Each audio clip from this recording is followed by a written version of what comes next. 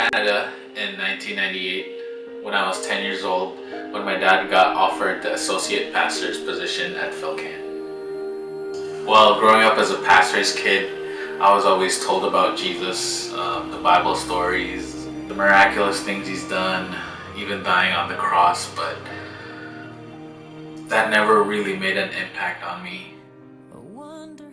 Before Jesus, I was only after the approval of the people around me. I do things just to fit in with my friends. I remember everyone having this game, and I really wanted that game so bad, but my parents wouldn't buy me because they knew it was just a waste of money and waste of my time too. So my friend and I went to 7-Eleven and I stole the game. And after that, I played with it once or twice and that was it. I didn't even want it. I just did it so that I can say to my friends, yeah, I have that game. There was this one day, I was walking by my dad's study and there was a book that caught my eye, and it's called The Jesus I Never Knew by Philip Yancey. At that moment, something happened that made me interested in reading that book. So I picked it up and I started reading it, and it goes through every detail of Jesus' life. That book was really good in making me feel like I was there in the story. When Jesus did those things, when he healed the sick, when he did the miracles, I felt like I was there. And through that book, I felt like I was getting to know more and more about Jesus. And it just started to feel like he was becoming personal to me. That year, the youth started regular prayer meetings every week. And I wasn't really a big prayer guy, and I really didn't pray for anything. I just lived my life carelessly without really telling God anything.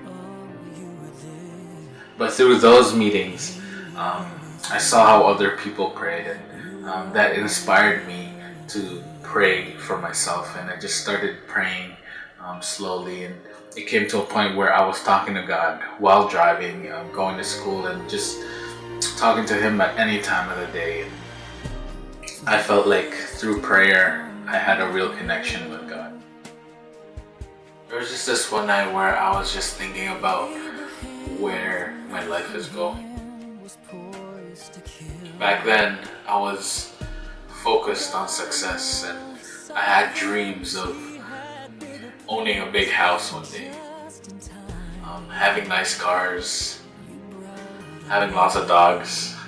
I felt like through my growth in my relationship with God that my focus started to change, and that night I just started to ask God, where do you really want me? And at this point I was still stubborn to give up that dream, and I still wanted to hang on to those dreams that will bring me prosperity. Before that, I've always felt like God was pursuing me and calling me to ministry. As early as junior high, I felt like he was calling me to be a pastor. I've let my dreams get in the way of that. I told God I'd be a nurse, I'd be a doctor.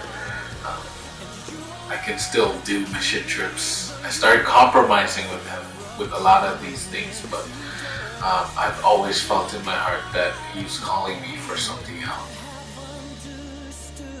But then after I asked him, I opened up my devotional, and the story was about Jonah.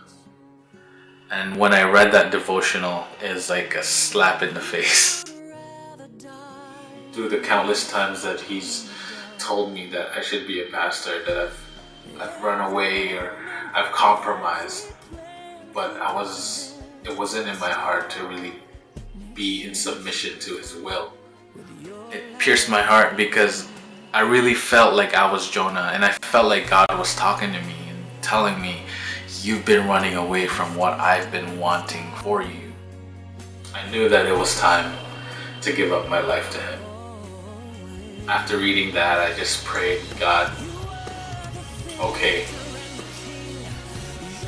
I'm all yours. So after that night, things just started to change. I've let go of my dreams, but I felt like God has given me new ones. I was less concerned of what other people thought of me and more concerned about what glorifies God. I was just amazed that someone can be so patient with me, and someone that has been pursuing me since I was young to wait for me 10 or 11 years to say yes to him. I was just touched that he was that patient with me and never gave up on me. I couldn't watch Passion of the Christ anymore. This wonderful, perfect God who did nothing wrong came down so that he can have a relationship with us. I started to love Jesus and seeing him getting whipped, getting punished for something he didn't do. It was all my doing. It was all my sins that have put him there. And I deserved it. But he was loving enough to take my place. Jesus is my saving grace.